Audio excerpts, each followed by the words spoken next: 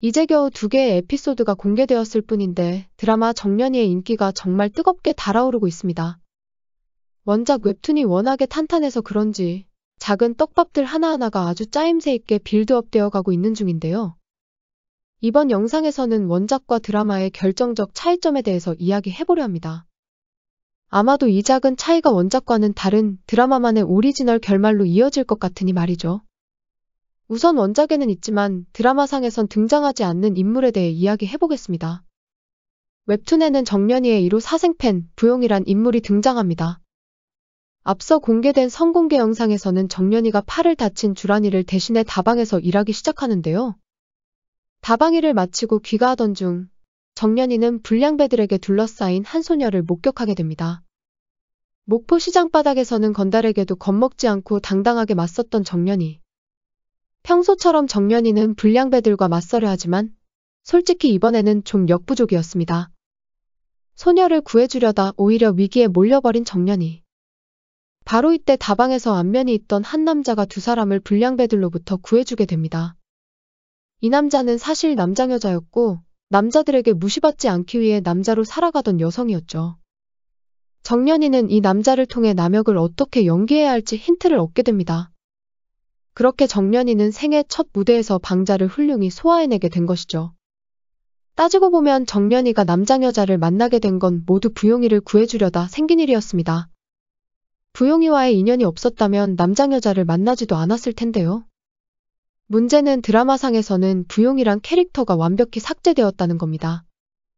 혹시나 해서 드라마 등장인물 소개 등을 이래저래 조사를 해봤지만 역시 부용이는 삭제된 것이 맞더군요. 이유는 아주 간단합니다. 그녀가 정년이를 좋아하는 소녀였기 때문이죠. 동성애 관련 소재는 아주 민감한 부분이기에 아예 삭제를 시켜버린 것 같더군요. 애초부터 여자만으로 이루어진 여성국극단의 이야기인데 여기에 동성애까지 더해지는 게 무리수라고 보였을 것 같습니다. 그런데 이 부용이란 캐릭터는 정년이가 힘들 때마다 곁을 지켜주는 없어서는 안 될 캐릭터입니다. 처음 정년이가 방자 역을 연기할 수 있었던 이유도 다 부용이와 인연을 맺게 되면서였습니다. 다음 자명고 무대에서도 정년이가 훌륭하게 무대에 녹아드는 군졸 연기를 할 수 있게 도와주는 게 또 부용입니다. 이후 정년이가 목소리를 잃고 고향으로 돌아가자 강소복과 함께 정년이를 찾아오는 사람이기도 하죠. 솔직히 부용이란 캐릭터가 없었다면 정년이는 절대 진정한 국극배우로 성장하지 못했을 겁니다. 이런 핵심 인물이 드라마에서 빠져버렸다는 건 다른 누군가가 그녀의 빈자리를 대신해주는 게 아닐까 하네요. 일단 가장 먼저 눈에 띄는 후보가 바로 주란입니다. 극단 사람들 모두가 정년이를 곱지 않은 눈으로 바라볼 때 오직 주란이만이 정년이 편이 되어줍니다. 정년이가 주란이 때문에 다방에서 일을 하게 되는 것도 주목할 만한 부분인데요. 주란이에게 아픈 언니를 보살펴야 하는 서사가 주어진 것도 꽤나 의미심장합니다. 결정적으로 주란이는 정년이를 보고 자신의 숨겨진 재능을 깨닫게 된다고 하네요. 아마도 주란이가 부용이의 빈자리를 채워주면서 정년이와 함께 성장해 나가는 역할을 맡게 된 것이 아닐까 합니다. 목소리를 잃고 국극을 포기한 정년이에게 다시 일어설 용기를 주는 것도 주란이의 역할일 듯 하네요. 한편 앞서 언급한 남장여자도 드라마상에서 등장하지 않을 것 같습니다. 원작에서는 고사장이란 캐릭터로 정년이의 주변에서 크고 작은 도움을 주게 되는데요. 아마도 이 고사장은 다방 에피소드에서 잠깐 등장하기는 하겠지만 원작만큼 비중 있는 역할은 아닐 것 같습니다. 드라마 방송 전 최종 리허설이란 맛보기 영상이 방송되었는데요. 여기서 정년이가 남장을 한 채 길거리에 남자 연기를 하는 모습이 포착됩니다. 원작처럼 남장여자 고사장을 만나 뭔가 깨달음을 얻은 것 같긴 하네요. 한편 정년이 엄마 채공선의 이야기가 살짝 바뀐 듯 보입니다. 드라마에서는 처음 프롤로그에서 채공선이 아버지의 손에 이끌려 임진 선생에게 맡겨지는데요. 원작에서는 임진 선생이 여기저기 팔려다니던 정년이를 직접 거두어 주게 됩니다. 왜 이 부분이 각색된 것인지 꽤나 궁금해지는데요. 채공선의 과거가 바뀌었기에 강소복과의 관계도 원작과는 꽤나 차이가 날 수 있습니다. 우선 원작에서 두 사람의 관계는 친자매 같은 사이였습니다. 처음 채공선의 소리를 듣게 된 강소복은 정말 엄청난 충격을 받았죠. 국창이라고까지 불린 임진 선생이 감탄할 정도였으니 말입니다. 임진 선생의 집에서 지내게 된 채공선은 정년이처럼 시기와 질투를 한 몸에 받았을 거라 생각되는데요. 예상과는 달리 강소복은 마치 주란이처럼 채공선의 든든한 친구가 되어줬다고 합니다. 그래서 아무런 말도 없이 떠나버린 채공선이 아직까지도 그립고 서운하고 궁금한 모양입니다. 오디션에서 정년이의 소리를 듣고 혹시나 해서 채공선의 이름을 묻게 되는 강소복. 정년이는 그녀의 질문에 모른다는 대답을 하는데요. 사실 정년이도 엄마의 본명이 채공선이었단 사실을 알고 있었습니다. 그녀가 거짓말을 한 이유는 엄마가 절대 자신의 이름을 말하지 말라고 신신당부를 해놨기 때문이죠. 정년이는 엄마가 천재 소리꾼이었단 사실까지는 몰랐지만 본명이 채공선임을 분명히 알고 있었습니다. 강소복은 고개를 갸웃하며 넘겨버렸지만 정년이의 소리를 듣고 누군가는 그녀가 채공선의 딸임을 단번에 확신합니다. 그 사람은 다름 아닌 채공선의 스승 임진 선생이었죠.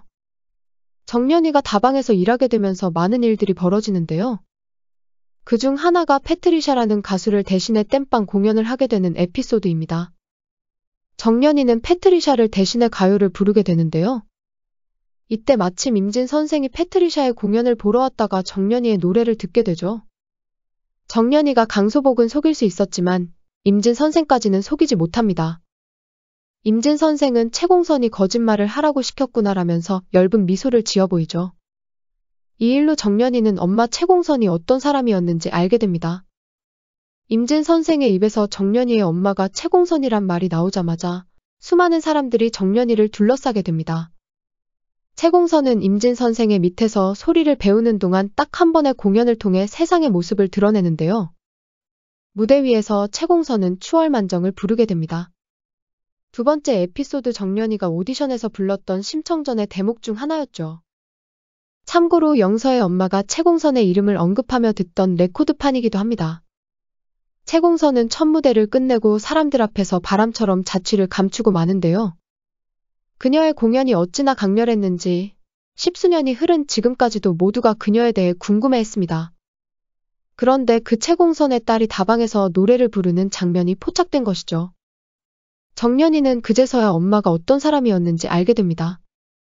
그래서 그런지 그녀의 궁금증은 더욱 커져가기만 합니다. 그렇게 대단한 소리꾼이었던 엄마가 왜 내가 소리하는 걸 반대했던 걸까?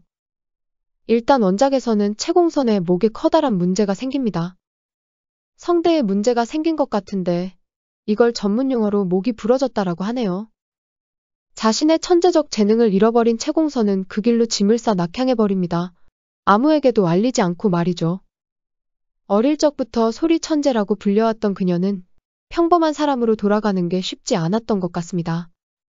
너무 큰 충격이었고 급기야는 소리가 자신의 인생을 망쳤다고 생각합니다.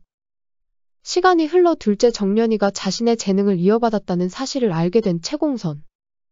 그녀는 두려웠습니다. 정년이도 언젠가 자기처럼 목이 부러질지 모른다는 막연한 불안감이 엄습했겠죠. 비록 자신의 재능을 이어받았지만 자기처럼 비참한 인생을 살게 될지 모른다고 생각한 채공선. 그래서 그녀는 정년이가 소리를 하는 게 못마땅했고 국극배우가 되겠다는 그녀를 광에 가두어 버렸던 겁니다. 원작에서는 채공선에게 이런 사연이 숨겨져 있었는데요. 드라마에서는 왠지 원작과는 다른 특별한 과거가 숨겨져 있을지도 모르겠습니다. 일단 K드라마에서 빠질 수 없는 출생의 비밀이 의심되는데요. 설마 강소복이 정년이의 진짜 생모인 건 아니겠죠? 구독과 좋아요 부탁드립니다. 저에게 큰 힘이 됩니다.